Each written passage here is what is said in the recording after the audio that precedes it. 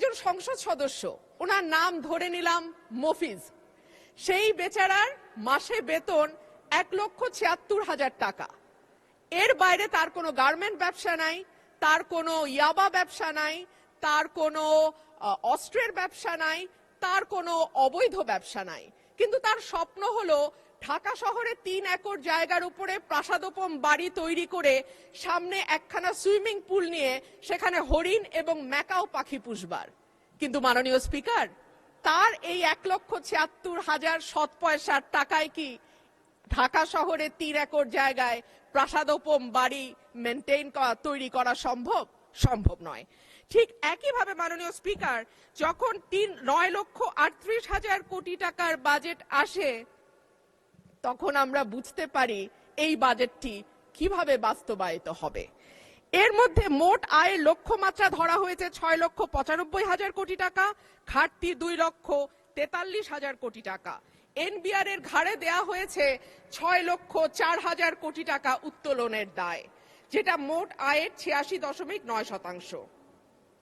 যদি 2025-26 অর্থ বছরের দিকে তাকাই মাননীয় স্পিকার, আমরা দেখব এপ্রিল পর্যন্ত 3,26,000 কোটি টাকার বেশি এনবিআর আদায় করতে পারে নাই।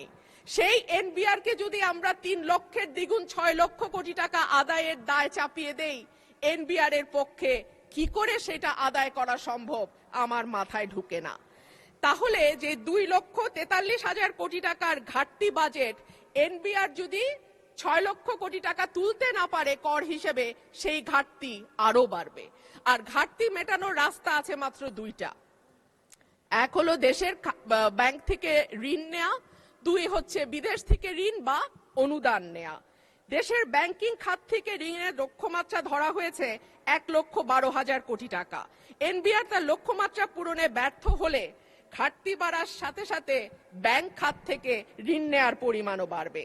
আর সরকার যখন ব্যাংকিং খাত থেকে ঋণ নেয় মাননীয় স্পিকার, যাদের অর্থনীতির ব্যাপারে ন্যূনতম ধারণা আছে তারা সকলেই বুঝতে পারবে যে তখন ব্যক্তি খাতে ঋণের পরিমাণ অটোমেটিক্যালি কমে যায়। 25শে নভেম্বর 2025 প্রথম আলোর খবর বলছে, বিনিয়োগে এতটা মন্দাবস্থা আগে দেখেনি বাংলাদেশ। জ্বালানি সংকট, আর্থিক খাতের দুরবস্থা, উচ্চ সুদ হার, উচ্চ মূল্যস্ফীতির সাথে যুক্ত হওয়া অস্থিরতা ও অনিশ্চয়তা সবকিছুই ভূমিকা রেখেছে। অথচ অর্থনীতি যে গর্তে পড়েছে, সেখান থেকে তুলবার জন্য বিনিয়োগ ছাড়া সরকারের হাতে আর কোনো রাস্তা নাই। অর্থমন্ত্রী নিজেও সেটা উপলব্ধি করে বলেছেন, আমরা ঋণ নির্ভর বাজেট থেকে ধীরে ধীরে বিনিয়োগ নির্ভর অর্থনীতির দিকে যেতে চাই। কিন্তু বিনিয়োগের জন্য যে পরিবেশ দরকার, তার কতটা বাংলাদেশ এনশিওর করতে পারছে? গ্যাস এবং বিদ্যুতের দুষ্প্রাপ্যতা, আমলাতান্ত্রিক জটিলতা, অবকাঠামোগত দুর্বলতা, ঋণ প্রাপ্তির সমস্যা, ঋণে উচ্চ সুদ, পুরো বিষয়টিকে এতটাই জটিল করেছে যে ইজ অফ ডুইং বিজনেস বা ব্যবসা সহজীকরণের যেই তালিকা বিশ্ব ব্যাংক প্রকাশ করে, সেখানে 190টা দেশের মধ্যে বাংলাদেশের অবস্থান 168তম। মাননীয় স্পিকার, এটা 2020 সালের পরিসংখ্যান, এরপরে নতুন পরিসংখ্যান পাওয়া যায়নি।